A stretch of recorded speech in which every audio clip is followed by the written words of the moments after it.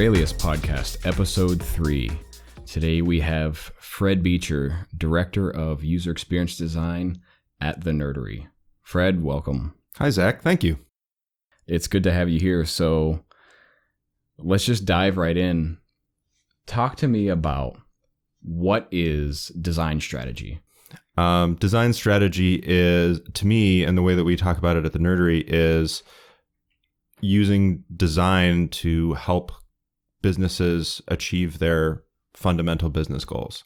And that could be anything. We're working with a number of churches right now, for example, and their business goals are not the same business goals as, say, a medical device manufacturer. Very, very different, but it's still the same fundamental principle. Right. So design strategy is the way in which you're helping a company meet business goals. Yes, specifically through using design methods. Okay. Well, so talk about that. I mean, when you say specifically using design methods, what is an example of that for you? Sure. guys? So one of the keys for that is, of course, understanding the customer that the business is trying to reach. Because if we don't understand the customer, then we're basically just guessing, which is not strategic at all. I mean, I suppose there are ways to strategically use guessing, but just doing stuff because you think it's good is not going to help. And one of the ways that I think design can be extremely strategic, if that's even a thing, is by helping businesses completely transform to the point where it's not that they do a research project or two with users, but they start to change their culture where they have this continuous feedback loop of an understanding of how their customers are experiencing whatever their product or service it is. Sure. Okay. So I really like that point. And I want to go back to something that you said that started us on this, which is helping customers or our organization, if we're internal, meet their business goals with design methods. One would assume that we have to first understand what those business goals are. How should we go about doing that? Design methods. Let's talk about it. Dive right in. Those design methods. Yeah. So, I mean, you've heard me talk about the buckets before. So the way that I speak to external clients and internal sales staff and folks like that about user experience design is that there's 5 major areas of activity in which we need to do something in order to truly provide the value that design can really provide a business. And the first bucket is business strategy, which is understanding the business context of the specific organization we're working for. Again, the Nerdery is an agency, so we work for lots of different kinds of companies. If you're internal, that would be more of an ongoing process and less discovery, which is in terms of the way that we do it at an agency is it's fairly similar for each client, but then after that, then everything sort of diverges. The second bucket is users, or even more broadly, people, because the true value of what we do is that we are not only solving business problems, but we're solving business problems by solving the business's customers' problems. Sure. So that's the real value. Sure. So if we don't understand what the business is trying to do, we can't be successful. If we don't understand the business's customers, we can't be successful. So the next bucket is content. Even if we are working with a hardcore back-end engineering system, there's still content somewhere. And as you and I both know, content is often the last thing on a business person's mind. But that is sort of the tip of the spear a lot of the time when it comes to providing business value. So we need to make sure that we address that in some way. Since we're designers, we should probably also design something, which is the fourth bucket. And when both content and design are sort of split up into two other buckets, but that's not super important, but we need to do something in both of those. And the final one is evaluation. Okay. And really, it's not a bucket on its own. That's something that can and should be done throughout all of the other buckets. Because even if a design is extremely well researched, we do tons of really in-depth ethnographic research with users, a design is still basically a really educated guess. Sure. So what we can do is we use more design methods to test our designs to find out where they fail and where they don't fail. And that's what, and through doing this and establishing this sort of pattern as a culture in a business, this is a way where we can really help a business transform how they do what they do. But within each of these buckets, there are tons of different methods. And when we are solving a business problem, one of the things that I talk to people on our design team about is that, we need to figure out what level of investment we need to make in each of those buckets in order to solve that problem in the most efficient way possible. Because, we can have a low budget client who comes in, they really need some particular change in their business. They don't have a lot to invest in it. There's a lot of different things that we can do in each of those buckets that are cheap in terms of the time that it takes to do them, or they're scrappy, or they're against quote unquote best practice, but they get the job done. Now, if we skip one of those buckets, like if we were to instead invest a little bit more in the rest of the buckets and skip the research bucket, for example, we would not provide value. We would maybe provide a little bit of value, but it wouldn't be the full amount that we can provide. And so when we are putting together an approach, we are thinking about, okay, what are the constraints and what level of investment is appropriate for each of these. And so we can choose maybe a cheap method for one, but maybe a more in-depth method for another, because there's a lot of unknowns around the customer base, for example. Okay. But the business goals are fairly straightforward. So we don't need to spend a lot of time figuring out what those are, but we do need to spend a lot of time figuring out what the customer's needs are. Sure. There are so many questions I want to ask and topics I want to dive into off of that. I love the fact that you mentioned we can't skip a bucket. So just to summarize what I hear you saying, and you tell me if I'm regurgitating this incorrectly, it really boils down to getting some understanding of what we're trying to do as a business, as an organization. Getting also then an understanding of who we're trying to serve. People, customers, users, doesn't matter what you call them, right? Combining what we know from those two things and making smart decisions based off of that. Yes, and testing those decisions to see if they were in fact smart. Right, exactly. So that is actually a topic that I want to kind of dive into with you, and we've done with other people on the podcast before. How do you know you're doing the right things? You mentioned solving problems, providing value. How do you know you're solving the right problems? That's a really good question. And that's not one that I have an easy, it doesn't have an easy answer. Because frankly, a lot of the time, that's something where we do kind of have to go with our best guess. We can work with stakeholders and try and gather a deep understanding of an industry, a deep understanding of a client's place within that industry, their competitors, the competing goals maybe different departments have, all of that sort of business context. And based on that, we can hypothesize that, okay, problem A is the one that you need to focus on. Now, once we make that decision, and it's not even really a decision, it's a hypothesis, we can say, all right, let's fart around with that one for a little bit and maybe assume that this is the right problem to solve. Let's see what solving it would do. And we can then go and have ideas, which is what designers do. Mm-hmm. Our fundamental work is to imagine the future.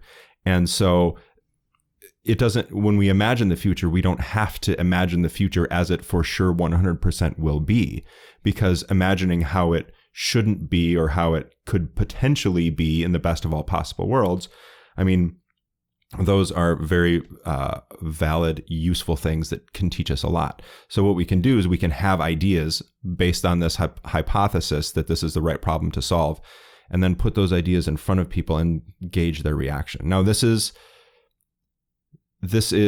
highly qualitative Mm-hmm. and highly subjective, Mm-hmm.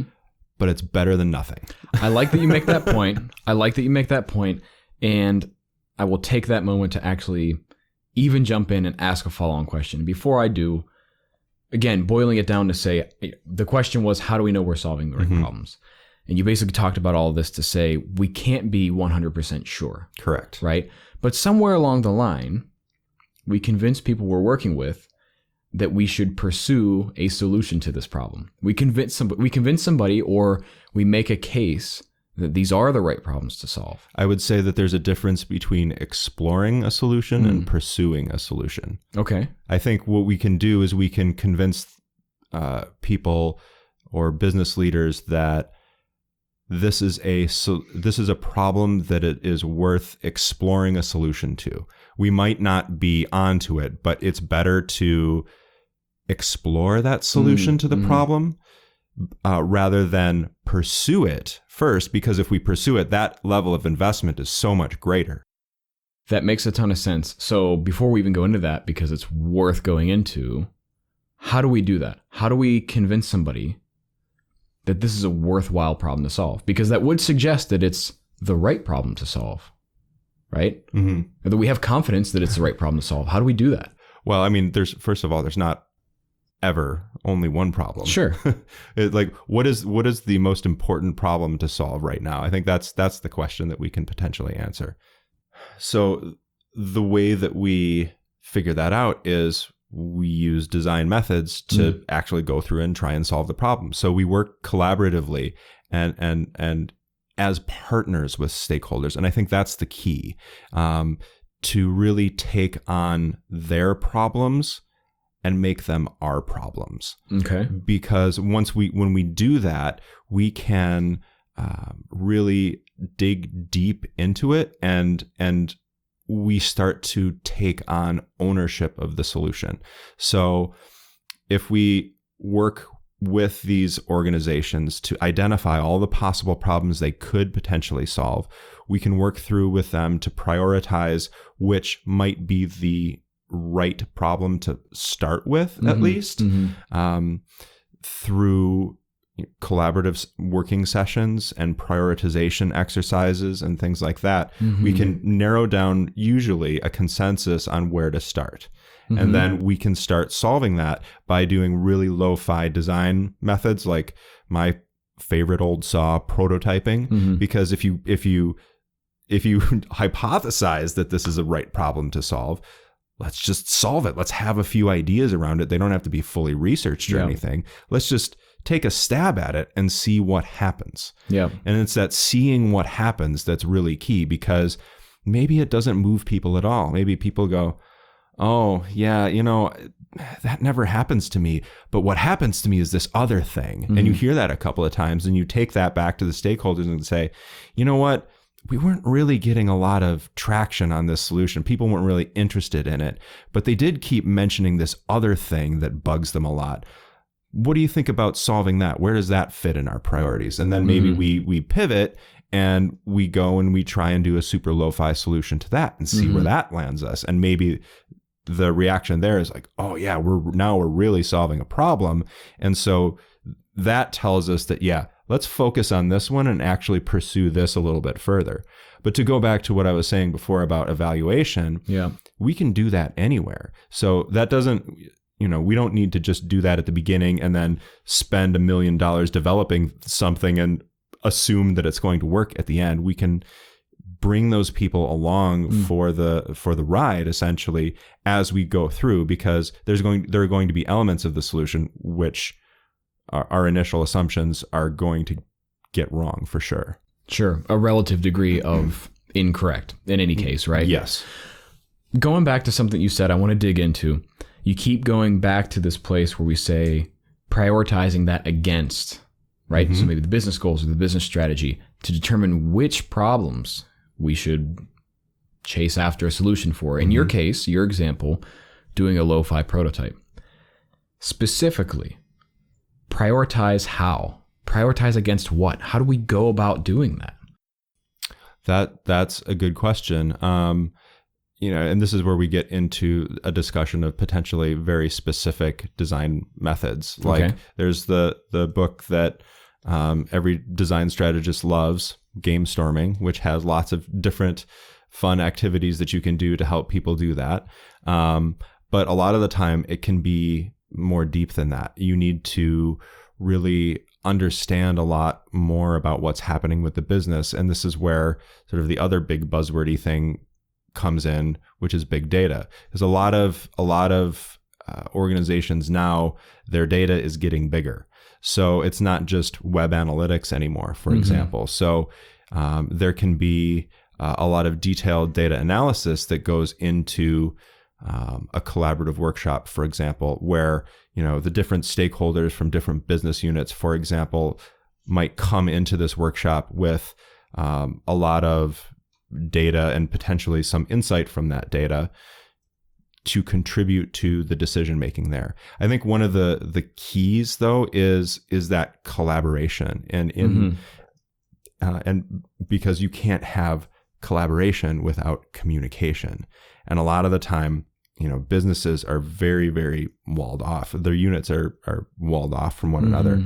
And so only when they're talking together and working together can we really see what really needs to happen from the perspective of the entire business, not just a single business unit. Interesting. So a follow-on question to that. We can help people get together and communicate more, but we still have to do this exercise of, prioritizing in some way against what they know to say these are problems worth pursuing a solution for, or creating a solution to determine whether or not it's a viable one to pursue, using your language. Directly asking, what form should that take to successfully do that, to successfully prioritize again? Because it sounds like a lot of work. Data's getting bigger. You're completely right. There's a lot of different sources. How do we get all of that together? What form should that take to effectively prioritize against that to do great design and product work? Well, I mean, really, the form is fairly simple. It needs to be a conversation, preferably a facilitated conversation. Okay. Because at large organizations with different business units that don't regularly communicate with one another, there's often a lot of politics and turf guarding and things like that. So having a facilitator in there to help keep people on track, help people focus on the task at hand, which is deciding upon a problem to solve in this particular case, is really, really helpful. And that's where design strategy comes in. Is a design strategist is going to have extremely strong facilitation skills and will be able to shepherd C and V level stakeholders through the muddy waters of conversation and ambiguity to a point of confidence in the next step, at the very least. Okay. I want to turn this to a question I wanted to ask as a follow-up to your earlier statement. Where does business strategy end and design strategy begin? That's a good question. My gut reaction is to say that neither ever end. Because a business always needs to have a strategy to survive and grow in the marketplace. And design is, I feel fairly confident in saying that design will always have a place in that world. I was having a conversation with someone earlier today that said, now design is ascendant, but what if something else comes along? And I can guarantee you that something else will come along, but I can also guarantee you that design will not go away. People will not suddenly stop caring about having stuff that works good, because we now literally carry good design with us around in our pockets, as long as we're not carrying around a Note 7 and it explodes, because then it's not in our pocket anymore. Then everybody's carrying around our pockets. Yes.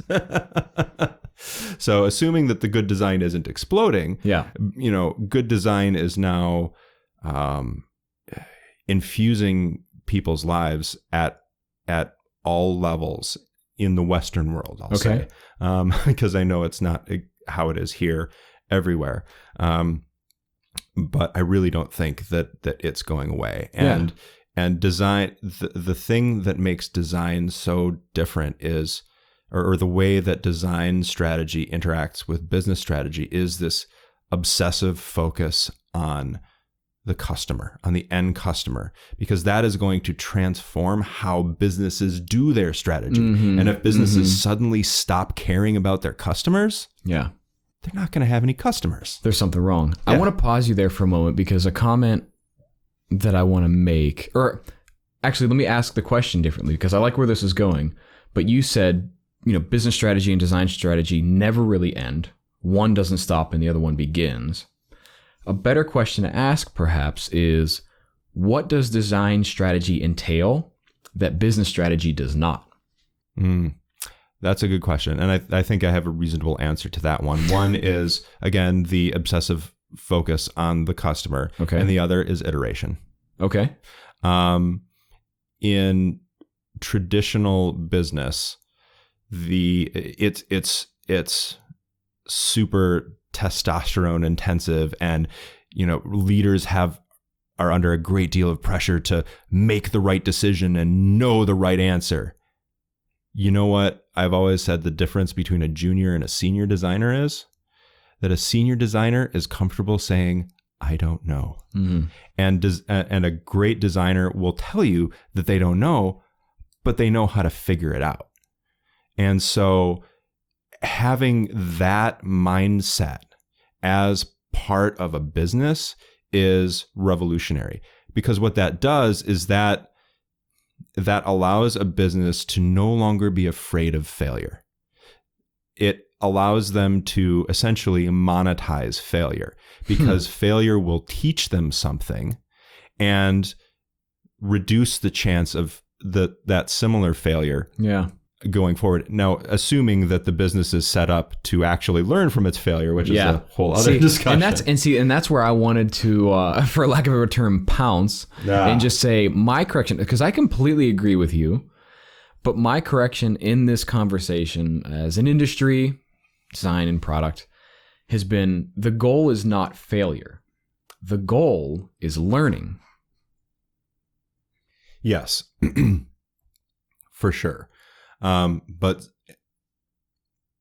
sometimes you learn from positive experiences and sometimes you learn from negative experiences. True. And so, you're absolutely right. I would say that an organization has to be set up to be a learning organization. And there's an HBR, Harvard Business Review article about creating a learning organization. I think I can't remember. It was fairly recently that came out. I have highlighted the title, which indicates to me that I need to read it. I have not yet read it. But it's a thing. Well, we can make sure to have that as a link in the summary of our podcast discussion for sure. That would be great. I'm going to jump in and add another comment too. And I want you to react to this. It sounds to me like you were saying, and if you are, I agree, that design strategy, design methods, and that way of thinking and problem solving can and should actually drive and influence business strategy. Absolutely.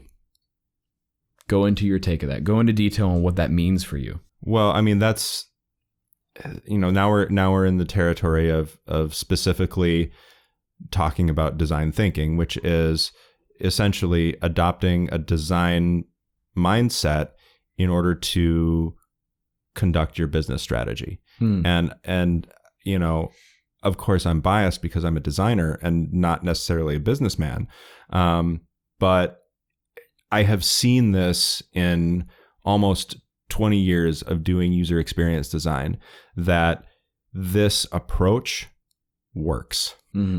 And not only does it work, but it helps when it doesn't work as well, or because it helps us not go too far down a road before we can't turn back, which allows a business to really invest in innovation, because they know that something's going to come out of it, and it might not be what they expect, but they have the confidence that they have the methods and the staff who can use the methods to experiment with this stuff to see how it can really drive them forward.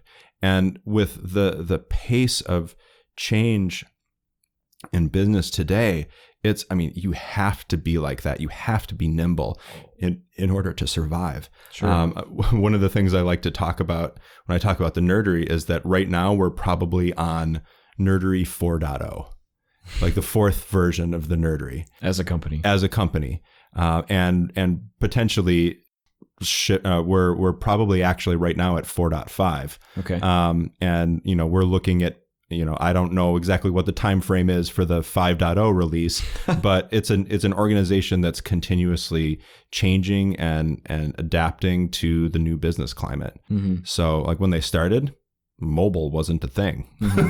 Yeah. I mean, not an phones, option, not a thing. WAP phones were there. And I remember, you know, in I think 1999 talking to a friend saying, yeah, I really want to design for WAP. That sounds really cool. And now people probably don't even know what WAP is anymore. You can still live that dream, Fred. I don't want to live that dream. That's now a nightmare. Funny how things change. No kidding. So let's actually latch on to something that you started getting into, which is, you know, these things can actually help businesses be successful, even in times and places where it doesn't seem obvious where it's going to lead to that success.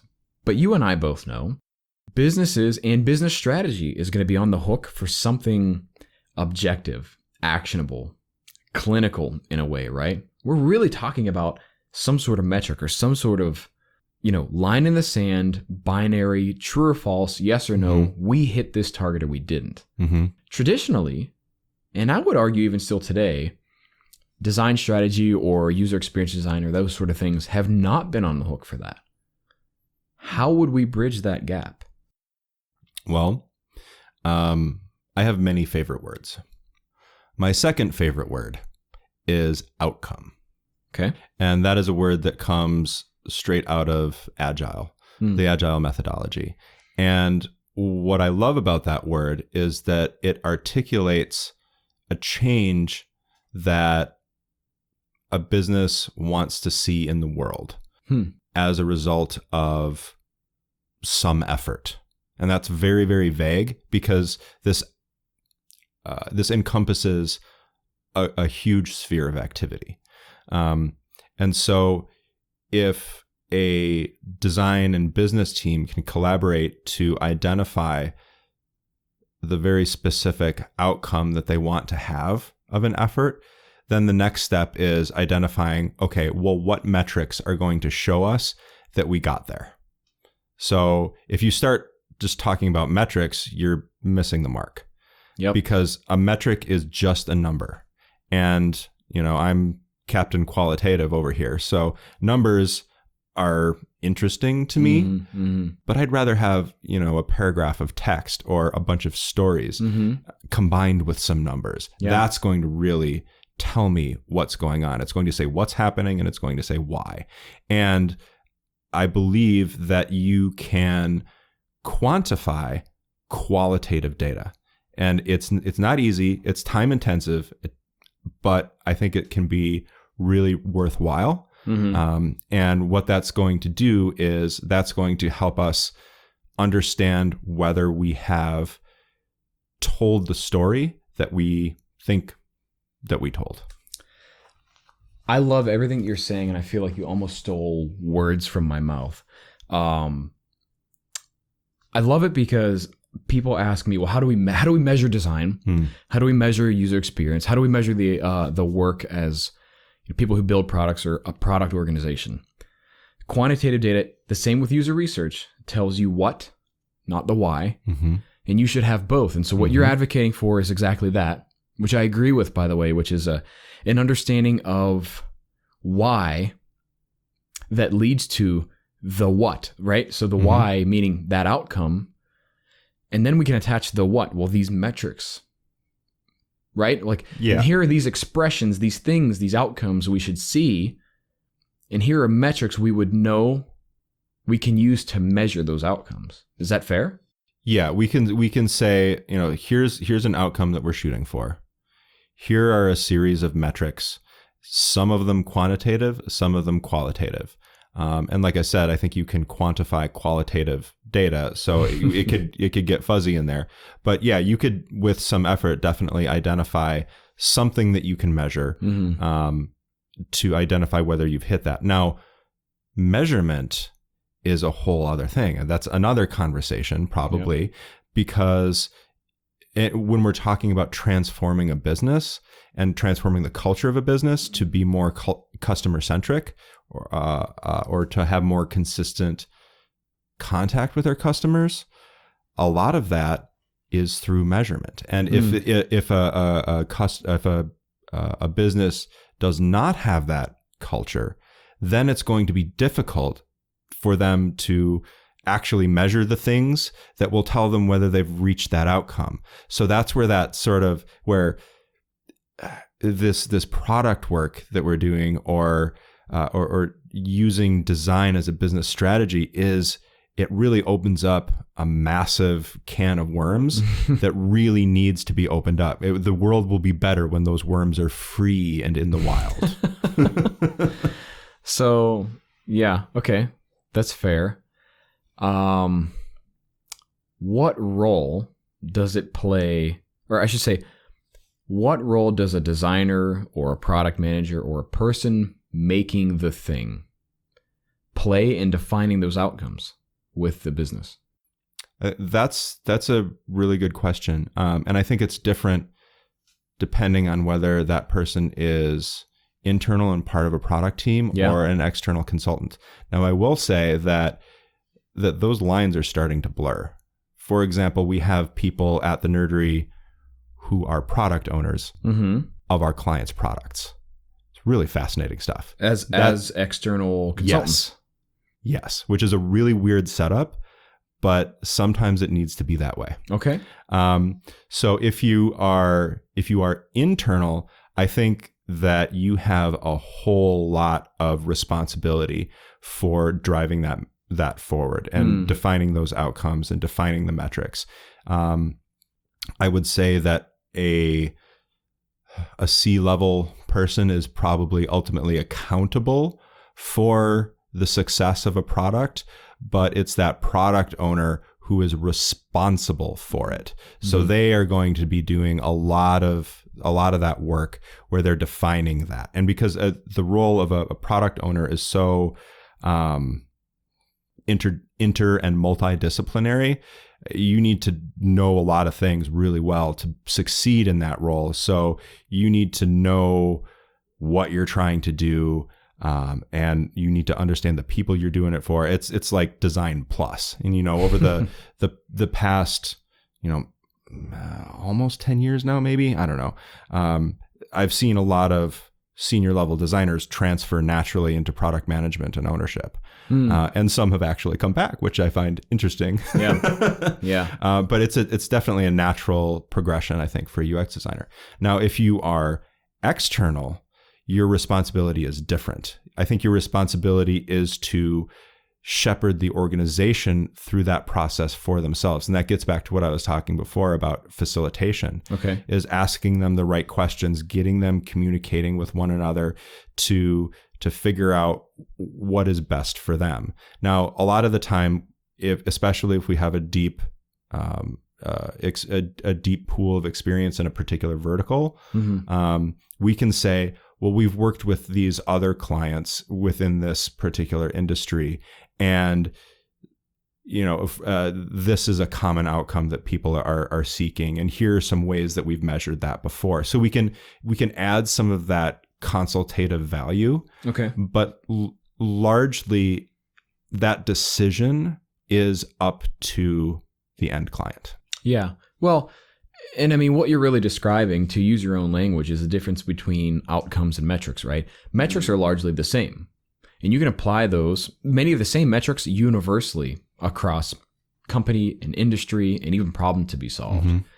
But the outcomes are the ones that really should express which metrics make sense, right? Because you want that objective number or measurement, as you mentioned, to an outcome, but depending on how clearly defined that outcome is, will help you understand whether or not the right metrics are being used. Exactly. Because you can, and no, this is a worst outcome that you could possibly have, which is increase sales. Okay. but I would argue that is a metric. Well, I mean, there's a metric there's multiple, it's just confusing because, there's lots of different types of sales and it's very broad. So, which audience are we focusing on? It's an outcome. It's a reasonable outcome, but it's not very helpful in terms of strategy, because strategy is basically a plan to accomplish a goal. Yeah. And if it's such a broad goal, you can't come up with a great plan to achieve that particular goal. But if you have a really well-defined goal or outcome, then you can work, I think, fairly effectively and efficiently towards achieving that. And as well as articulating very specific metrics that you can look at to tell if you are achieving that.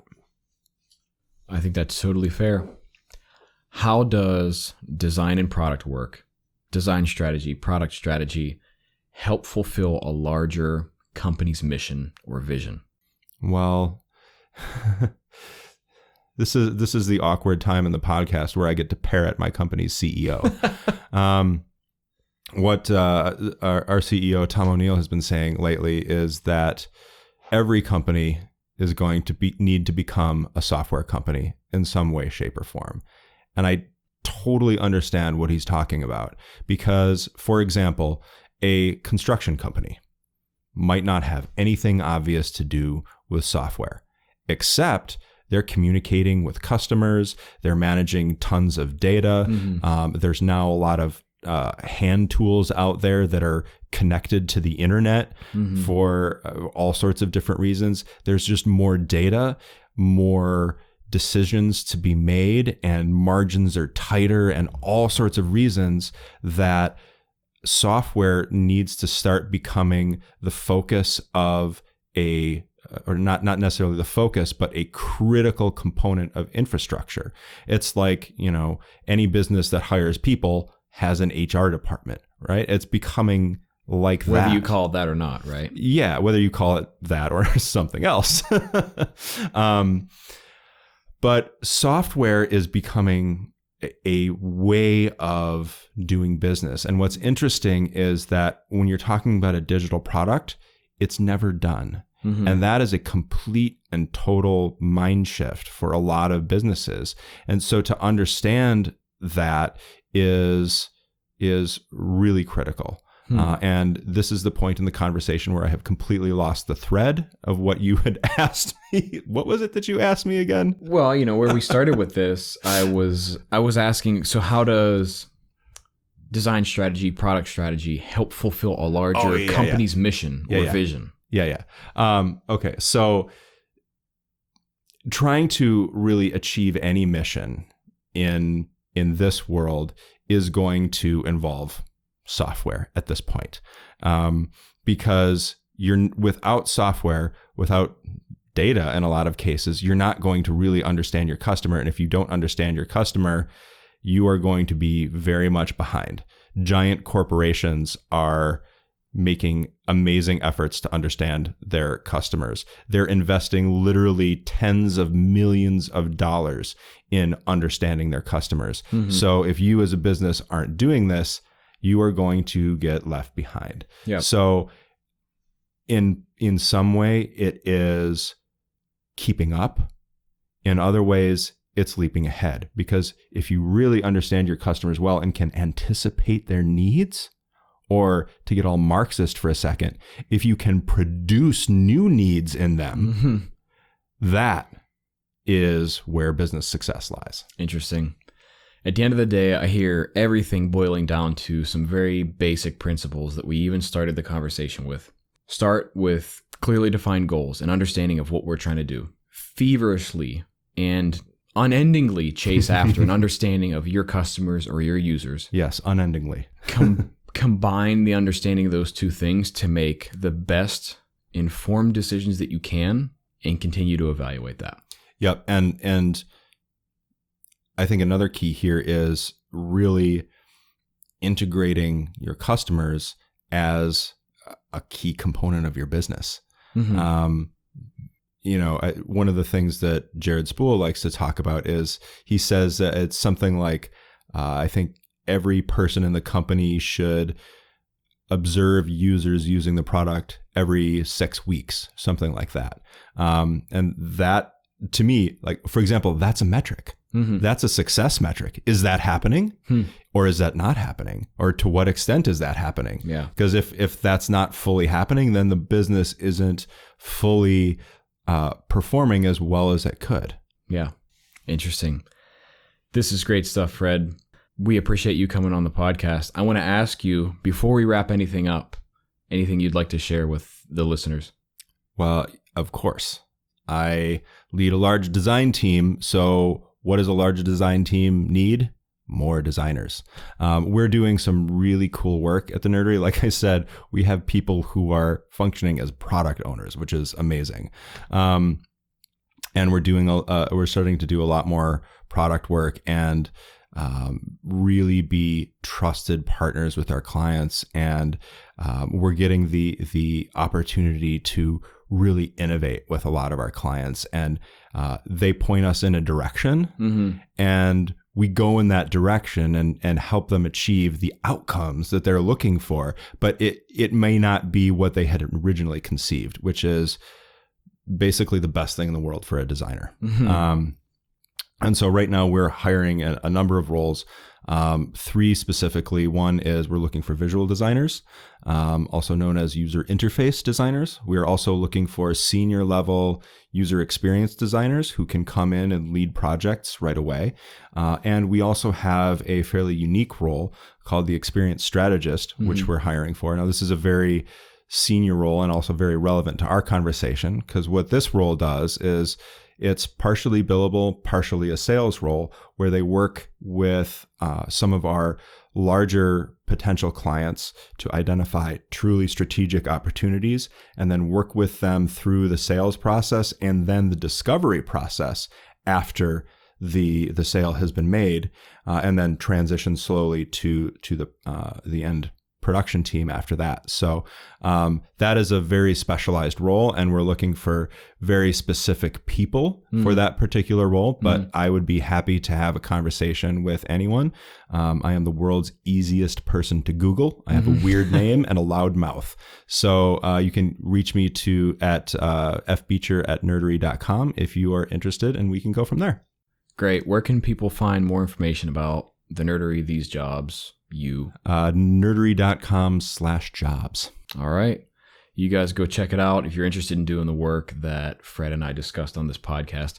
Fred Beecher, Director of UX and Design at the Nerdery. Thank you so much for joining us. Well, thanks for having me, Zach. It's been a real pleasure.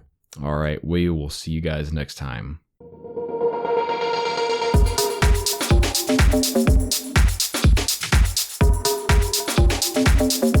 Thanks for listening to Aurelius Podcast, talking about product strategy and design strategy. We are the first platform of its kind to help you solve the right problems for your customers and your business and build products and services that truly matter. You can check us out at aureliuslab.com. That is www.aureliuslab.com. You can check us out on Twitter at aureliuslab and Instagram Aurelius Lab. We'll see you next time.